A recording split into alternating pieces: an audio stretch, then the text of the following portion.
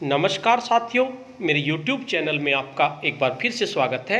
साथियों, अगर आपने किसी बैंक या किसी डाकघर में आपका पीपीएफ अकाउंट आपने खुलवा रखा है तो ये वीडियो आपके बहुत ही ज़्यादा काम की है, क्योंकि पीपीएफ अकाउंट में 1 अप्रैल 2020 के बाद कुछ चेंजेस किए गए हैं जिनका सभी पीपीएफ अकाउंट धारी को जानना बहुत ज़्यादा आवश्यक है।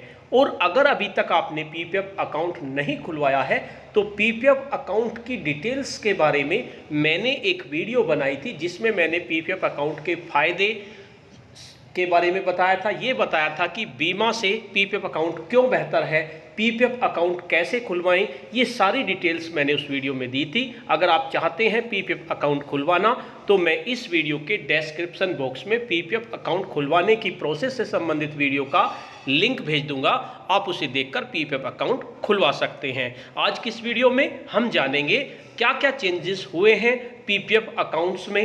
5 मेन चेंजेस हैं, तो चलिए जानते हैं चेंजेस नंबर 1 के बारे में। पहला चेंज क्या किया गया है, तो जो हमारा पहला चेंज है उसमें सबसे ये अकाउंट धारी के फायदे के लिए है। पहला है unlimited number of deposit in a financial year. इससे पहले क्या होता था, जब आप पीपीएफ अकाउंट में पैसा जमा करते थे तो आप मिनिमम 500 रुपये जमा करना पड़ता था आपको, ताकि आपको पेनल्टी ना लगे, और मैक्सिमम आप उसमें 1.5 लाख रुपए जमा कर देते थे। तो ये नियम तो सेम ही है, लेकिन पहले आप केवल ज़्यादा से ज़्यादा 12 ट्रांजैक्शन कर सकते थे, यानी एक ट्रांजैक्शन एक मंथ में कर सकते थे। वैसे आप 2 भी कर सकते थे, लेकिन 12 से ज़्यादा ट्रांजैक्शन आप नहीं कर सकते थे। लेकिन अब ये नियम चेंज कर दिया गया है, अब अनलिमिटेड नंबर ऑफ ट्रांजैक्शन या deposit in a financial year कर दिया गया है। पहले जो थे अप्रैल 2020 से पहले मैक्सिमम नंबर ऑफ डिपॉजिट आपके 12 थे, आप 12 डिपॉजिट कर सकते थे, यानी 12 डिपॉजिट में ही आपको 1.5 लाख रुपए जमा करना होता था, या इससे कम भी जितना आप चाहें उतना कर सकते थे। लेकिन अब मैक्सिमम नंबर ऑफ डिपॉजिट 365 कर दिए गए हैं, यानी कि आप डेली पीपीएफ अकाउंट में पैसा जमा कर सकते हैं, यानी कि आप कितनी बार भी उसमें पैसा जमा कर सकते हैं। तो आपका पहला चेंज यही हुआ है जो पीपीएफ अकाउंट धारियों के बहुत फायदे का है। जितना पैसा चाहे तब आप जमा कर सकते हैं, लेकिन मैक्सिमम लिमिट आपकी 1.5 लाख ही रहेगी और मिनिमम लिमिट आपकी 500 रुपये ही रहेगी। अब आती है बात चेंजेस नंबर 2 के बारे में कि दूसरा मुख्य चेंज क्या किया गया है। PPF loan rate. जब हम पीपीएफ अकाउंट से लोन लेते हैं तो पहले जो पीपीएफ अकाउंट के लोन लेने की जो रेट था, वो जो आपका करंट रेट चल रहा है इंटरेस्ट रेट पीपीएफ अकाउंट पर, जैसे अब 7.1 चल रहा है तो आपको 2% ज़्यादा पर लोन मिलता था। मान लीजिए आपको 7.1 चल रहा है तो आपको 9.1 पे लोन मिल जाता था। लेकिन अब लोन की रेट को घटाकर 1% कर दिया गया है, यानी कि अब 8.1 से आपको लोन मिलेगा। ये भी बड़ा चेंजेस है, पीपीएफ धारकों के फायदे का है, यानी आपको कम इंटरेस्ट रेट पर लोन उपलब्ध हो जाएगा। नंबर 3, तीसरा चेंज क्या किया गया है।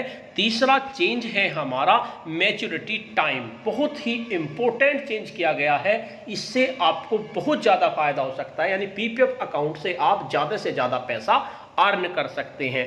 पहले वैसे तो मैच्योरिटी टाइम पीपीएफ अकाउंट का 15 साल का होता है, लेकिन पहले जो सुविधा दी हुई थी उसमें आप 5-5 करके 2 बार इसको बढ़ा सकते थे, यानी 5 साल के लिए आपने बढ़ा दिया, फिर दोबारा से 5 साल के लिए बढ़ा दिया, यानी कि मैच्योरिटी टाइम जो था वो मैक्सिमम 25 साल तक था, यानी कि आप अपने पीपीएफ अकाउंट को 25 साल तक चला सकते थे।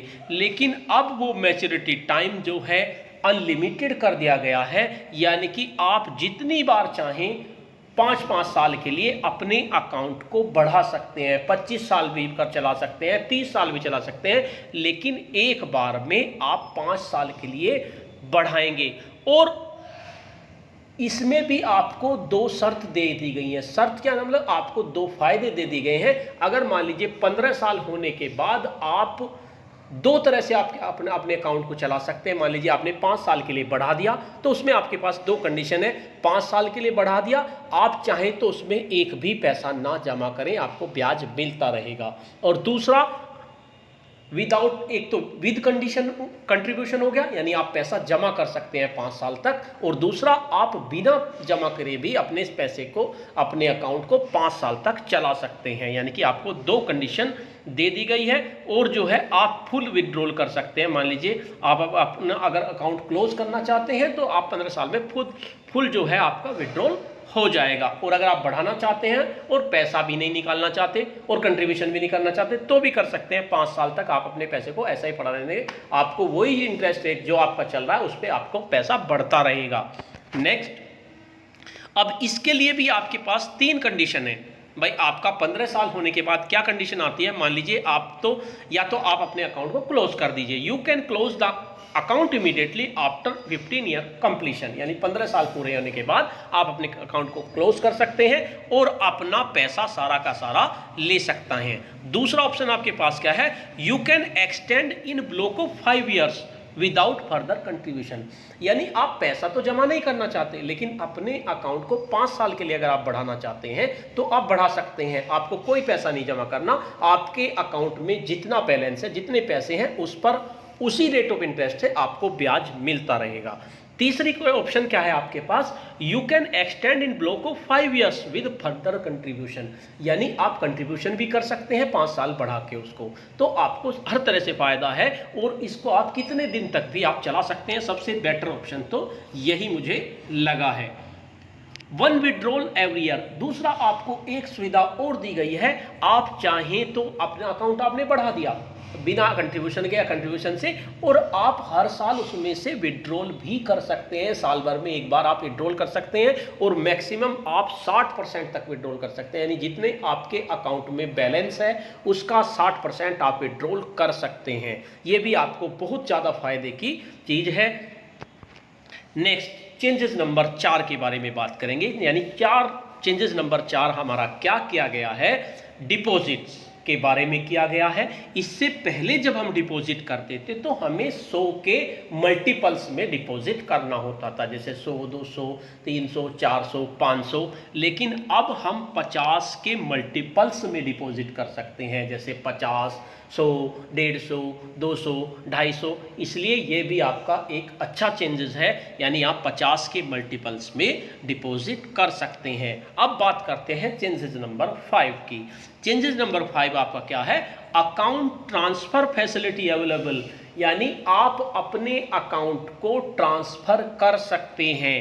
कैसे कर सकते हैं, जैसे अगर आपका अकाउंट पोस्ट ऑफिस में है तो आप उसको बैंक में ट्रांसफर कर सकते हैं, और अगर आपका अकाउंट बैंक में है तो आप अपने अकाउंट को पोस्ट ऑफिस में भी ट्रांसफर कर सकते हैं। इसके साथ साथ पीपीएफ अकाउंट को आप एक बैंक से दूसरे बैंक में भी ट्रांसफर कर सकते हैं, यानी दूसरी ब्रांच में भी। पहले तो क्या होता था, एसबीआई की एक ब्रांच से एसबीआई की दूसरी ब्रांच में ट्रांसफर होता था, लेकिन अब जो है एसबीआई से आप पीएनबी में ट्रांसफर कर सकते हैं, पोस्ट ऑफिस में ट्रांसफर कर सकते हैं। तो ये भी आपकी बहुत ही काम की स्कीम है, इसे आप बहुत ज़्यादा इसका फायदा उठा सकते हैं। तो ये मेन आपके चेंजेस हुए 5, लेकिन 2 चेंजेस और हुए हैं, उनके बारे में भी मैं आपको बता देता हूँ। चेंजेस नंबर 6 क्या है, आपका टैक्स, यानी टैक्स में क्या चेंजेस हुआ है। टैक्स आपका डिपेंड करेगा कि इस साल से 2020 से, मैं इसकी अलग से वीडियो बनाऊंगा कि किस टैक्स स्लैब में आपको फायदा है। 2 तरह के स्लैब आपको दिए गए हैं, एक तो ओल्ड स्लैब है जो आपका 2019 में था, एक न्यू स्लैब है। न्यू स्लैब में आपको कोई भी रिबेट नहीं दी गई है 80C पर, लेकिन ओल्ड स्लैब में आपको 1.5 लाख रुपए की रिबेट दी है 80C पर, यानी कि अगर आप पीपीएफ में 1.5 लाख पैसा जमा करते हो, ओल्ड स्कीम से आप अपना इनकम टैक्स देते हैं तो आपको 1.5 लाख की छूट मिलेगी। लेकिन अगर आप नई स्कीम से, नया स्लैब जो है उससे इनकम टैक्स रिटर्न करते हैं, तब आपको 80C की कोई भी रिबेट नहीं मिलेगी। ये आपका चेंजेस नंबर 6 हुआ। अब बात आती है चेंजेस नंबर 7 की। चेंजेस नंबर 7 आपका क्या है, प्रीमेचर क्लोजर, यानी आप अकाउंट को मेचर होने से पहले 15 साल से पहले बंद कर सकते थे। उसके लिए 3 कंडीशन थी। पहली कंडीशन तो ये थी कि मिनिमम आपके 5 साल पूरे हो गए हों, दूसरी कंडीशन आपकी थी सीरियस इलनेस इन फैमिली, यानी कि आपकी फैमिली में कोई ज़्यादा गंभीर बीमार है तो उस कंडीशन में भी आप अकाउंट को बंद कर सकते थे। और तीसरी कंडीशन थी हायर एजुकेशन, आपके बच्चे की हायर एजुकेशन के लिए आपको पैसे की ज़रूरत है, तब भी आप प्रीमेचर क्लोजर कर सकते थे। यही 3 कंडीशन में आपका होता था। लेकिन अब एक नया चेंजेस हुआ है, जो एनआरआई होते हैं, यानी कि कोई यहाँ से दूसरे देश में जाकर बस गया, वहाँ की नागरिकता उसने ले ली, NRI can close PPF account को वो क्लोज कर सकता है by submitting passport, visa and income tax return. यानी इनकम टैक्स रिटर्न, पासपोर्ट और वीज़ा, ये सब जो कागज़ है वो देकर वो इसको क्लोज कर सकता है। तो ये मेन चेंजेस हुए हैं जिनका सभी को जानना आवश्यक है। साथियों, पीपीएफ अकाउंट एक ऐसा अकाउंट है जिसमें आप ज़्यादा से ज़्यादा सेविंग कर सकते हैं, और अब तो आप इसमें कितने साल भी कर सकते हैं। तो इसलिए अगर आपने एक पीपीएफ अकाउंट नहीं खुलवाया तो पीपीएफ अकाउंट खुलवा लीजिए और इन सब स्कीम्स का फ़ायदा उठाइए। साथियों, आपको ये वीडियो कैसी लगी? अगर आपको ये वीडियो अच्छी लगी है तो इस वीडियो को लाइक कीजिए, शेयर कीजिए अपने फ्रेंड्स के साथ, और वीडियो पे कमेंट्स कीजिए। अगर आप कमेंट्स करेंगे तो मुझे अच्छा लगेगा। और इसके साथ साथ अगर अभी तक आप मेरे चैनल पे नए हैं और अभी तक आपने मेरे चैनल को सब्सक्राइब नहीं किया है तो मेरे चैनल को सब्सक्राइब कर लीजिए तथा बेल के आइकन को प्रेस कर दीजिए, जिससे कि आपको नेक्स्ट वीडियो का नोटिफिकेशन मिल सके। धन्यवाद।